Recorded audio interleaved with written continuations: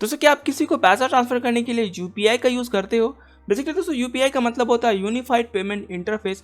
मतलब कि बस एक बार अपने बैंक अकाउंट को इस यूपीआई अकाउंट से लिंक कर दो, फिर उसके बाद आप कहीं भी कभी भी किसी को भी किसी भी टाइम पे कोई सा भी अमाउंट, चाहे वो 1 रुपये का ही क्यों ना हो, चाहे वो 10,000 या 50,000 का भी अमाउंट हो, वो बिल्कुल आप रियल टाइम में किसी भी बैंक अकाउंट में आप शेयर कर सकते हो। उसके लिए आपको कोई चार्जेस नहीं लगते हैं। लेकिन अब मैं आपको बता दूं, अगर आपका कोई प्राइवेट बैंक है तो प्राइवेट बैंक ने एक अपना चार्ज इंट्रोड्यूस कर दिया है। जब भी कभी आप 20 ट्रांजेक्शन से ज़्यादा ट्रांजेक्शन करने लगोगे एक मंथ के अंदर, पर्सन टू पर्सन, यानी कि आप अपने दोस्त को सीधा पेमेंट भेजते हो या फिर 10 रुपये या 1 रुपया कुछ भी, तो उसमें आपको एक्स्ट्रा चार्जेस लगने लगेंगे। जहां आप 21 ट्रांजेक्शन होना स्टार्ट होगा तो एक मंथ के अंदर ही।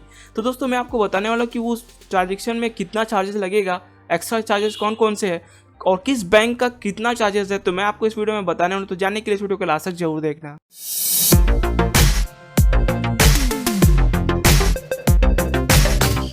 हेलो एंड वेलकम दोस्तों, मेरा नाम है नवीन और इस वीडियो में आप जानने वाले हो कि ऐसे कौन से प्राइवेट बैंक है जो कि एक्स्ट्रा चार्ज यूपीआई पेमेंट पे लगा रहे हैं। अगर आप एक मंथ के अंदर पर्सन टू पर्सन 20 ट्रांजेक्शन से ज़्यादा करते हो तो आपको उस पर चार्जेस देने पड़ेंगे, और वो चार्जेस कितने होंगे मैं आपको आगे इस वीडियो में बताने वाला हूँ। तो दोस्तों ऐसे जितने भी प्राइवेट बैंक है जैसे कि HDFC bank, ICICI bank, axis bank, Kotak bank, तो दोस्तों ये जो 4 बैंक आपको दिख रहे हैं प्राइवेट बैंक है।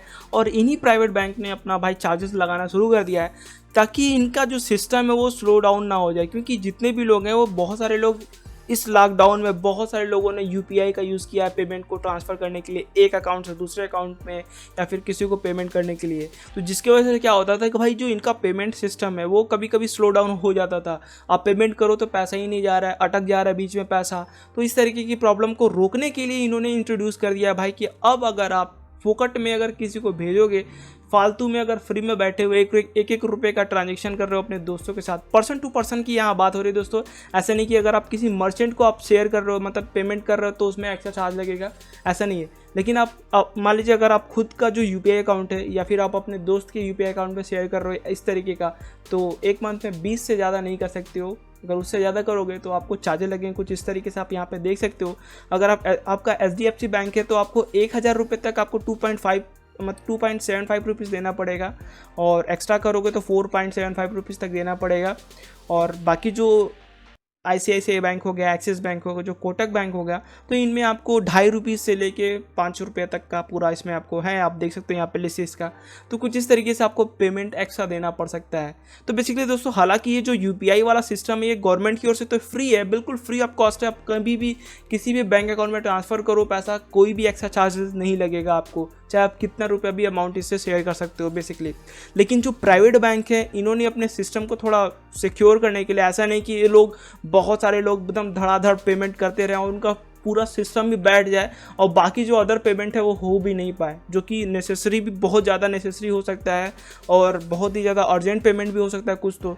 और बेसिकली क्या है कि ये जो 1-1 रुपये का जो पेमेंट वाला सिस्टम स्टार्ट हुआ है, हालांकि अगर आप गूगल पे इंस्टॉल करते हो तो गूगल पे खुद ही कहता है कि भाई आप अपने दोस्त को 1 रुपया शेयर करके देखो यूपीआई के थ्रू, तो आपको स्क्रैच कार्ड मिलेगा। आप मतलब होता है, समझते हो ना, रिवार्डिंग वाला सिस्टम।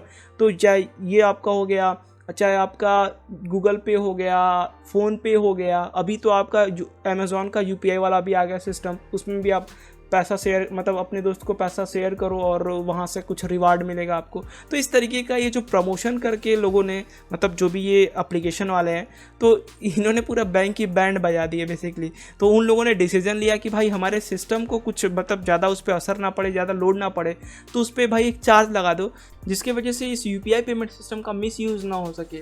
और दोस्तों आपको पता है कि इस लॉकडाउन के अंदर बहुत सारे लोगों ने डिजिटल पेमेंट करना स्टार्ट कर दिया है, और ज़्यादातर लोग कोशिश यही कर रहे हैं कि फिजिकल मनी ना किसी को देना पड़े। उसके लिए सबसे अच्छा तरीका कि या तो आप पेटीएम कर दो उनको या फिर यूपीआई के थ्रू आप उन्हें पेमेंट कर दो। तो ये तरीका है बेसिकली, डिजिटल वे है सबसे अच्छा मनी ट्रांसफ़र करने का। दोस्तों यूपीआई का यूजेस लॉकडाउन की वजह से मंथली 8% से इंक्रीज़ हो रहा है। और अगर बात करें 2019 अप्रैल मंथ की, तो ये जो मंथली वॉल्यूम था इसका लगभग 80 करोड़ था। और आने वाले इस महीने में, जो अगर अगस्त की हम बात करें, अगस्त 2020 की, तो ये लगभग 160 करोड़ हिट करने को है। मतलब हो सकता है कि 160 करोड़ तक ये हिट हो जाए। तो आप समझ सकते हो कितने तेज़ी से लोग डिजिटल पेमेंट की ओर बढ़ रहे हैं, और ये काफ़ी अच्छा भी है। लेकिन जितने भी प्राइवेट बैंक हैं उनको भी मतलब ये सोचना चाहिए कि अगर इस तरीके का रिस्ट्रिक्शन लगा देंगे तो लोग थोड़ा कम यूज़ करना शुरू करेंगे और यूपीआई पेमेंट को थोड़ा अवॉइड करने लगेंगे। क्योंकि मतलब अगर आप इस तरीके का भी नियम अगर लगा दे कि मान लीजिए अगर आप सेम बैंक से सेम बैंक में ट्रांसफ़र कर रहे हो, लाइक HDFC से HDFC बैंक में ट्रांसफ़र कर रहे हो, तो आपको एक्स्ट्रा चार्ज नहीं देना पड़ेगा। या फिर अगर आप किसी अदर बैंक में कर रहे हो तो हो सकता है वो चार्जेस ले ले। लाइक जिस तरीके से जो ATM होता है, ATM का अगर आप यूज़ करोगे, सेम बैंक में यूज़ करो कोई टेंशन नहीं है, लेकिन आप किसी अदर बैंक के ATM से अगर पैसा निकालते हो तो 3-4 ट्रांजेक्शन तक तो शायद फ्री होता है, उसके बाद आपको एक्स्ट्रा चार्ज देना पड़ेगा अगर हर ट्रांजेक्शन पे, मतलब जितना आप पैसा ज़्यादा निकालोगे तो कुछ इस तरीके का भी रूल अगर इसमें भी ऐड कर दे तो उनका पेमेंट सिस्टम भी थोड़ा सिक्योर रहेगा, और ये जो फ्रॉड हो रहा है, मतलब एक तरीके से जो इसका मिस यूज़ कर रहे हैं वो भी थोड़ा कम हो जाएगा, और लोग ज़्यादातर यूपीआई पेमेंट का यूज़ भी करेंगे, और इसकी वजह से लोगों को थोड़ा फ़ायदा भी रहेगा। तो बस आज के इस वीडियो में इतना ही है। मुझे उम्मीद है कि वीडियो आपको जरूर पसंद आई होगी। अगर वीडियो आपको अच्छा लगा इस वीडियो को लाइक करना, शेयर करना इस वीडियो को, और चैनल को सब्सक्राइब करके रखना, क्योंकि मैं आप लोग कुछ ऐसा इंटरेस्टिंग वीडियो लेके आते रहता हूँ।